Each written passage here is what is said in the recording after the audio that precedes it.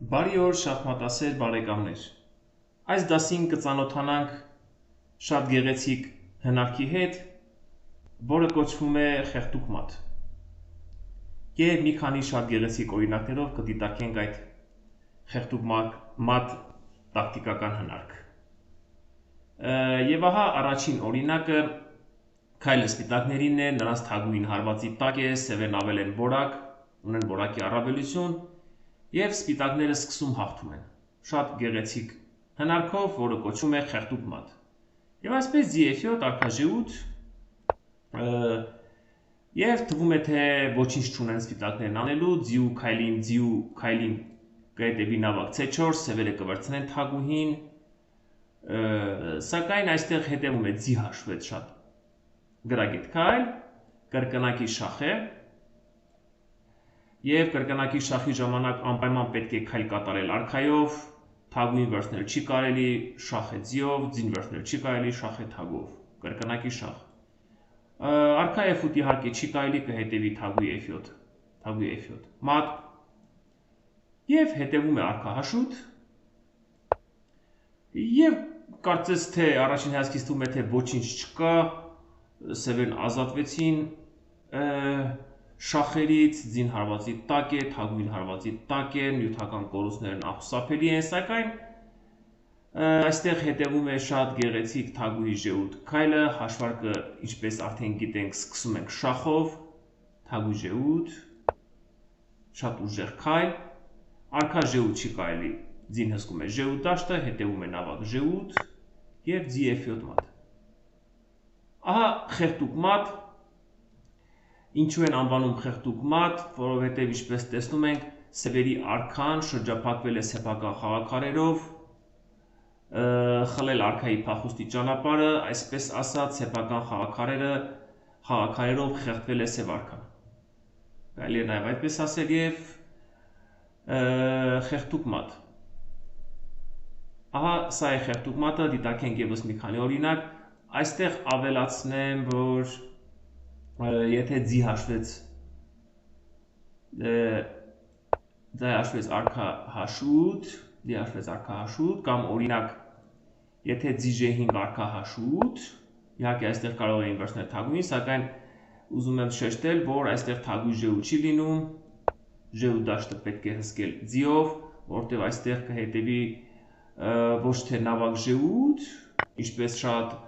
ինչպես դասի ժամանակ շատ աշակերտներ նշում էին թագուհի G8 քայլը նմանատիպ դիրքում, սակայն այստեղ կարող է հետևել արքա G8։ Եվ հաջորդ օրինակը։ Քայլը սևերինն է, սևերը հաղթում են, այստեղ թվում է, թե նույն հնարքը կարող ենք իրականացնել հենց միանգամից ձի F2 քայլով, սակայն ձի F2-ին կհետևի նավակ F2 և թագուհի F2-ի ժամանակ չունենք, ավելի ճիշտ կարող ենք խաղալ թագուհի F2, սակայն կհետևի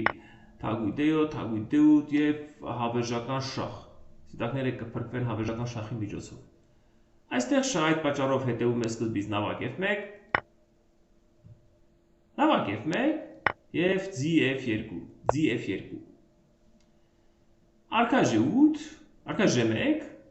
նավակ F2 չի կարելի, նավակ F2-ին կհետևի թագուհի D1 հետագայում մատ, արքա G1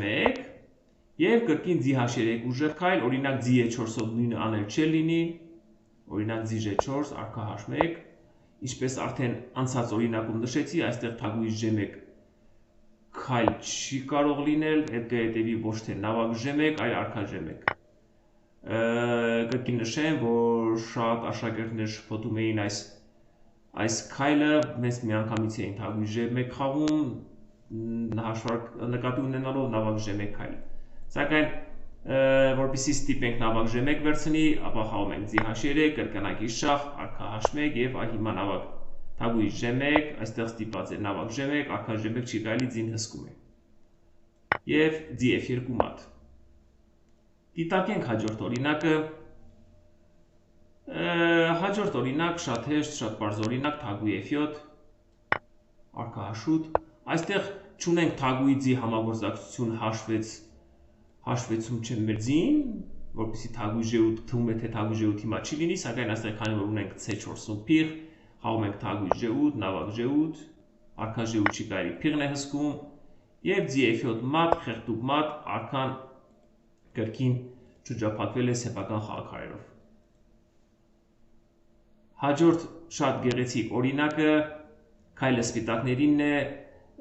սևերը ունեն շատ լուրջ սպառնալիքներ, թագուհի G2, թագուհի H1 մատ, եթե մտածենք միայն պաշտպանության մասին, ապա ոչինչ չի լինի, մատերից չեն կարող փրկվել, ապա մնում է հարձակվելը եւ հետեւում է փիղի 4 շախ։ Միակ քայլը նավակը B7, թագուհի B8 շախ, միակ քայլը նավակ C8, G2 մատ անել չեն կարող, քանի որ կհետևի փիղ F2, փիղ C7, այդ պատճառով հետևում է նավակ A7 շատ ուժեղ քայլ, նավակով չի կարելի վերցնել, արքայով չի կարելի վերցնել, փիղ A7 եւ C7 մատ, նավակ C7 չի կարելի, նավակը կապի տակ է, ահա այսպիսի գեղեցիկ մատ, խեղդուկ մատ, այս անգամ արքան շրջափակվել է սեփական խաղաքարերով, նավակներով եւ փաղով եւ կրկին ստացանք խեղդուկ մատ, սպիտակները հաղթեցին։ Դիտարկենք հաջորդ օրինակը։ Հաջորդ օրինակը մի քիչ տարբերում է մնացած օրինակներին, այժմ դուք դրանում կհամոզվեք, հետևում է թագուհի H6 շախ, արքա G8 իհարկե չի կարելի կհետևի թագուհի G7, հետևում է արքա E8, G7 մատ, շախ, արքա F8, միակ քայլը, G6 կրկնակի շախ, կրկին արքա G8 չի կարելի թագուհի G7 մատ, հետևում է արքա E8 եւ հետևում է թագուհի F8, միակ քայլը փիղ F8 եւ G7 խեղդուկ մատ, այս օրինակը տարբերվում է մնացածներից, արքան անկյունում չէ, այստեղ հետևում է այսպիսի կրկնակի շախ, նավակը վերցնել չեն կարող, G-ով է շախ, ինչպես արդեն նշեցի, կրկնակի շախի ժամանակ անպայման պետք է քայլ կատարել արքայով քայլ կատարել չեն կարող սևերը եւ ստացան մատ։ Եվ հաջորդ շատ գեղեցիկ օրինակը հա նման դիրք հետևեց թագուհի B4 շախ, ավելի ճիշտ ոչ թագուհի B4 չհետևեց, կարող է նաև թագուհի B4 հետևեց E5, մի քանի քայլից պարզ կդառնա E5 քայլի իմաստը, թագուհի G5, H4, թագուհի H5, անհրաժեշտ էր սև թագուհուն շեղել E7 դաշտի պաշտպանությունից, թագուհի B4, արքա E8 չի կարելի թագուհի E7 մատ, հետևեց արքա G8, G7, արքա F8, G6 կրկնակի շախ, արքա G8 եւ թագուհի F8 շատ ուժեղ քայլ, կրկին խեղդուկ մատ ենք ստանում, հետևեց նավակ F8 արքայով վերցնել չի կարելի եւ G7 մատ։ Ահա թե ինչու թագուհին պետք է շեղել E7 դաշտի պաշտպանությունից, եթե թագուհին լիներ F6-ում կամ G5-ում, ապա կհետևեր պարզապես թագուհի E7 եւ խեղդուկ մատ անել չէր հաջողվի մեզ։ Այս կրկին արքան շրջափակվել է սեփական խաղաքարերով, ապա հա տեսնում ենք նավակներով, զինվորներով եւ սեփական խաղաքարերը խլել են սև արքայի փախուստի ճանապարհները, այսպես ասած արքան խեղդվել է սեփական խաղաքարերով։ Եվ այսքանը կարծում եմ պարզ դարձավ թե ինչ է խեղդուկ մատը, հուսով եմ այս հնարքի շնորհիվ դուք բավականաչափ միավորներ կվաստակեք։